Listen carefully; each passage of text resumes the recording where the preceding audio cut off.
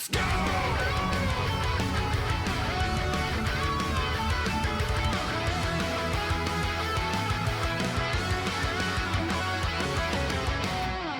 The big news that obviously happened over the past weekend was the fact that there was a huge Dragon Ball event, and I was like watching it as much as I possibly could because I was doing a lot of dad stuff. It was the Dragon Ball, I believe, World Finals, and there was a new trailer. And for anybody that was thinking that, oh, how close are we to Dragon Ball FighterZ 2, right? Is that potentially the game? Because we all know Bandai Namco essentially is almost mortally bound to put out a new Dragon Ball every single year for the end of till the end of time. I think they have to do it or else their contract with Koei, I think is what it is. Toei, sorry. Goes away. I feel like ever since I've been paying attention to Dragon Ball games, right, and just it completely passing my by my wayside, was ever since Dragon Ball FighterZ. And ever since Dragon Ball FighterZ, there has been like a Dead by Daylight Dragon Ball game, a Dragon Ball open world RPG, and a couple other things, right? There was like several different things that came out in a mobile game. There was a card game. Exactly. All of these games, like all exactly something I'm just like completely is outside of my perspective, right, of what I would be interested in. This one's making obviously a lot of headline with a lot of people because Tenkaichi 4 got announced, and I haven't even seen the trailer, and I've seen like a little bit of it on Twitter. Let me just actually witness the trailer first just to grasp what's going on, because I was immediately asking people like a lot of questions regarding like, so who's making this, right? Who are the people that are making this stuff, and what is going on?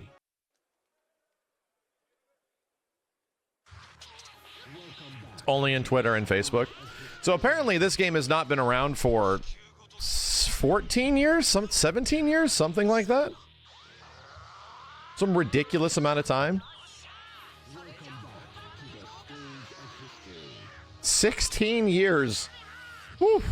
16 years.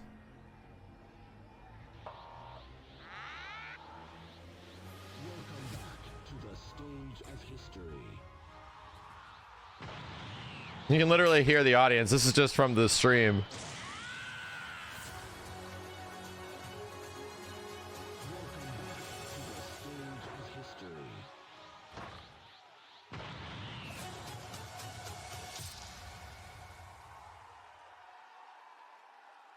A new Budokai Tenkaichi. Actually, they did not mention the developer?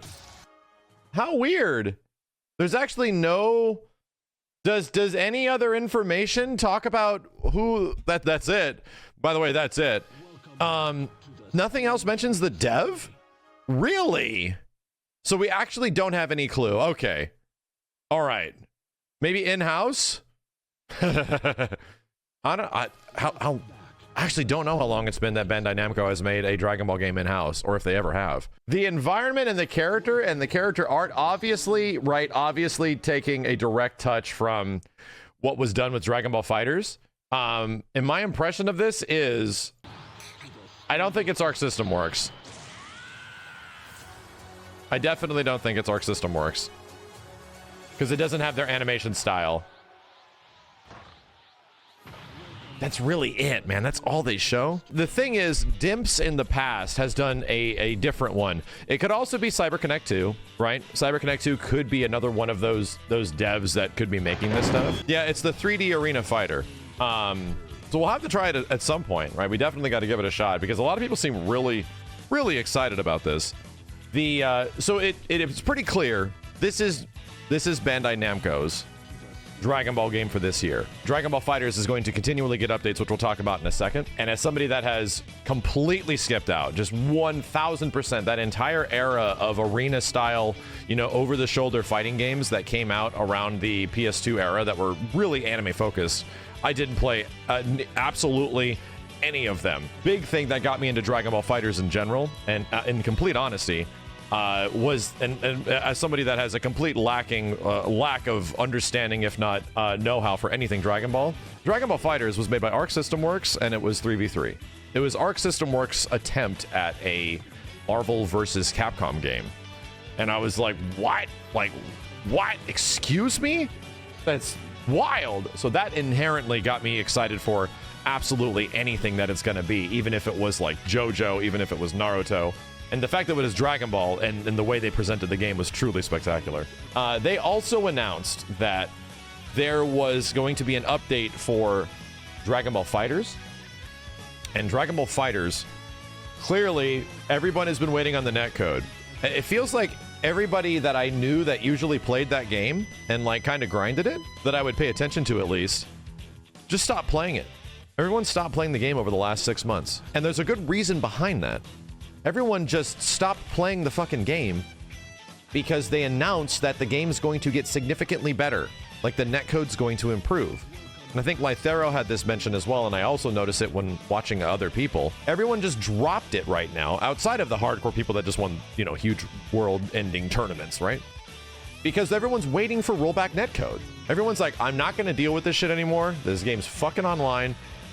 We're just going to wait, right? Even the people that have been playing this shit for the past 5 goddamn years. Actually 5 years.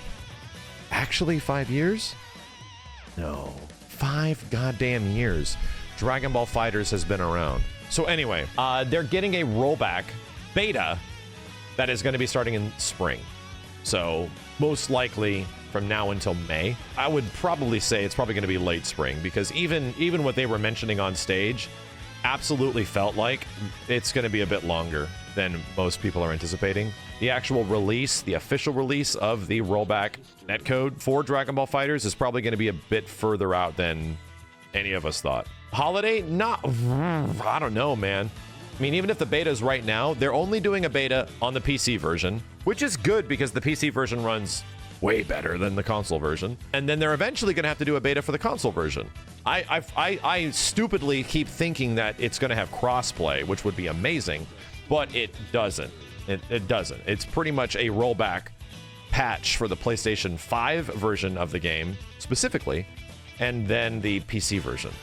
So that's pretty much it, right? That's pretty much it. The other thing, which I was not expecting, and we're going on quite literally nearly 2 years, the game's meta being figured out.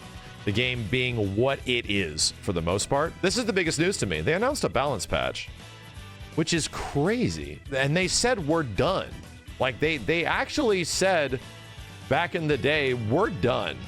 Like there's no more balance patches coming. And that's crazy to me. I don't know the exact route of balance changes that Dragon Ball FighterZ has gone through, especially past like season, you know, the 3rd season. A balance patch likely happened because of Evo. That could be true, right? The fact that people are still playing the game competitively and, you know, all of this stuff. But that's still wild to me. That is, we're actually going to get a shakeup potentially to the Android 21 / all of the fusion characters, which the meta has absolutely been established by this point. In the state that it's in, a 3v3 fighting game, because we do not get many 3v3 tag team fighting games outside of Marvel vs. Capcom, right? The crazy thing is that the same shit happened. The same shit happened that happens in every other 3 vs. 3 big tag team fighting game at the end of all things. Yeah, you pretty much finalize on about 5 or 6 characters, and they dominate the fuck out of the game. Has been a tale as old as time. So the more that Dragon Ball FighterZ has been around and has had a chance to settle and, if not evolve and everything like that, there has been even more confirmation that the game is just still Marvel vs. Capcom-y as fuck with different mechanics, you know what I mean? Very curious how they would change Super Baby 2. I'm very curious how they're going to change DBS Broly and Goku Black, my characters, but I'm also very curious how they're going to attack the God tier characters.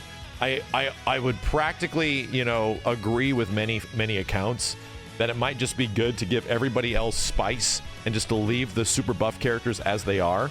Just like, you know what? Let's just bring everybody up to the fucking level of the goddamn Gogeta Fritos and the lab coats. Let's just give everyone crazy bullshit. Like, I almost would say, like, that might be an interesting take. But at the same time, I don't know the patch cycle that has happened to this point and how they've approached it, so I don't know what they're going to do. That's going to be sick, right?